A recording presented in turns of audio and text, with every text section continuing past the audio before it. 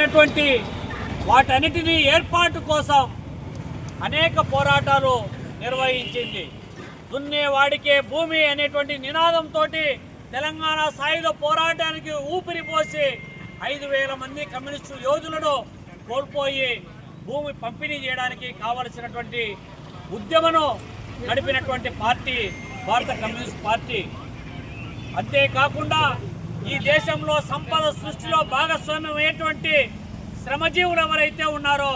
వాళ్లకు సమాన పనికి సమాన వేతనం కావాలని 10 గంటల కోసం పోరాటం సాగించింది. కనీస వేతన చట్టం కోసం పోరాటం సాగించింది. రైతాంగ సమస్యలపైన సమరశీల పోరాటాలు నిర్వహించింది. వివక్షతకు గురయ్యేటటువంటి దళిత వర్గాలను ఆర్గనైజ్ చేసి అవిశ్రాంత పోరాటాలు నిర్వహించి వివక్షతకు వ్యతిరేకంగా, దోపిడీకి వ్యతిరేకంగా, అణచివేతకు వ్యతిరేకంగా పోరాటం చేసినటువంటి పార్టీ ఎర్రజెండా పార్టీ. మరి అటువంటి పోరాటాలు నిర్వహించి జాతీయ గ్రామీణ ఉపాధి హామీ చట్టం నుంచి ఆహార భద్రతా చట్టం వరకు, సమాచార హక్కు చట్టం నుంచి అనేక చట్టాలను సాధించడంలో కీలక పాత్ర పోషించినటువంటి పార్టీ. మరి అటువంటి పోరాటాల ద్వారా సాధించుకున్నటువంటి హక్కులు, అవకాశాలను ఇవాళ అధికారంలో ఉన్నటువంటి ఎన్డీఏ ప్రభుత్వం, దానికి నేతృత్వం వహించేటటువంటి నరేంద్ర మోడీ, నిర్మలా సీతారామన్, అమిత్ షా లాంటి వాళ్ళు ఈ యొక్క మొత్తం వ్యవస్థనంతా సర్వనాశనం చేయడానికి కావలసినటువంటి ప్రయత్నాలు నిరంతరం సాగిస్తున్నటువంటి విధానానికి వ్యతిరేకంగా పోరాటాలు చేస్తూ ఉన్నాం.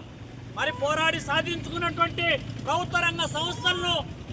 ఒక్కటొక్కటిగా ప్రైవేటు కార్పొరేట్ కంపెనీలకు తెగనమ్మేటటువంటి విధానం కొనసాగుతూ ఉంది. వ్యవసాయ రంగాన్ని వదిలిపెట్టడం లేదు, చివరకు వక్ఫ్ బోర్డు ప్రాపర్టీస్ను వదలడం లేదు. ఆపరేషన్ కగారు పేరుతో అటవీ భూములను లేకపోతే అడవులను కొల్లగొట్టి ఇవాళ ఖనిజ నిక్షేపాలను కొల్లగొట్టడానికి ఆదివాసీల పైన, మావోల పైన యుద్ధం ప్రకటిస్తున్నారని చెప్పి కారు కూతలు కూస్తూ ఉంది. ఈ నేపథ్యంలో ఈ దేశంలో అనేక రకాలైనటువంటి హక్కులను, అవకాశాలను సమూలమైనటువంటి మార్పుల పేరుతోటి దోపిడీ చేయడానికి ద్వారాలు తెరుస్తూ ఈ సంపదనంతా కొంతమంది వ్యక్తుల చేతుల్లో కట్టబెట్టి తద్వారా వచ్చేటటువంటి ప్రజలు, ప్రజా సమస్యలను పక్కకు నెట్టడం కోసం కులం పేరుతో, మతం పేరుతో, ప్రాంతం పేరుతో, భావం పేరుతో, భాష పేరుతో చివరికి తినే తిండి పైన, కట్టుకునే బట్టల పైన ఆంక్షలు విధించి తద్వారా రాజకీయ లబ్ధి పొందాలని చూస్తూ ఉన్నటువంటి ఆర్ఎస్ఎస్, సంఘ్ పరివార్ లాంటి సంస్థలు ఈ దేశంలో ఉన్నటువంటి సంస్థలన్నిటినీ కూడా స్వతంత్ర దర్యాప్తు సంస్థలైనటువంటి ఆర్ఎస్ఎస్, స్వతంత్ర దర్యాప్తు సంస్థలైనటువంటి సిబిఐ, ఈడీ లాంటి సంస్థలు కూడా వాళ్ళ చెప్పు చేతుల్లో పెట్టుకుంటా ఉన్నారు. చివరకు ఎలక్షన్ కమిషన్ను ప్రభావితం చేస్తూ ఉన్నారు. న్యాయ వ్యవస్థను ప్రభావితం చేయడానికి మాజీ సుప్రీంకోర్టు ప్రధాన న్యాయమూర్తి అయినటువంటి జస్టిస్ బిఆర్ గవాయ్ పైన జరిగినటువంటి చెప్పు దాడి, ఇలాంటి ఘటనల నేపథ్యంలో ప్రజాస్వామ్యం పైన ఇవాళ గొడ్డలి పెట్టు లాగా ఇవాళ ఎన్డీఏ ప్రభుత్వం దాపురిస్తున్నటువంటి నేపథ్యంలో చివరకు ఆ రాజ్యాంగాన్ని కూడా సమూలమైనటువంటి మార్పుల పేరుతో ఈ దేశంలో ఎవరికి కూడా హక్కులు, అవకాశాలు ఉండకూడదు, రాజకీయాలకు తావు ఉండకూడదు, స్వేచ్ఛ ఉండకూడదు, మాట్లాడేటువంటి హక్కు, అవకాశాలు లేకుండా చేయడానికి రాజ్యాంగాన్ని కూడా సమూలంగా మార్పులు చేసి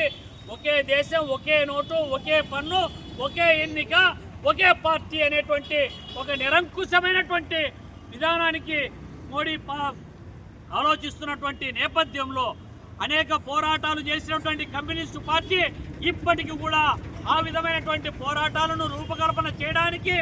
ఈ దేశంలో సంపద సృష్టిలో భాగస్వామ్యమైనటువంటి శ్రమజీవుల హక్కుల కోసం, మహిళల కోసం, మైనారిటీల కోసం, దళితుల కోసం, విద్యార్థుల కోసం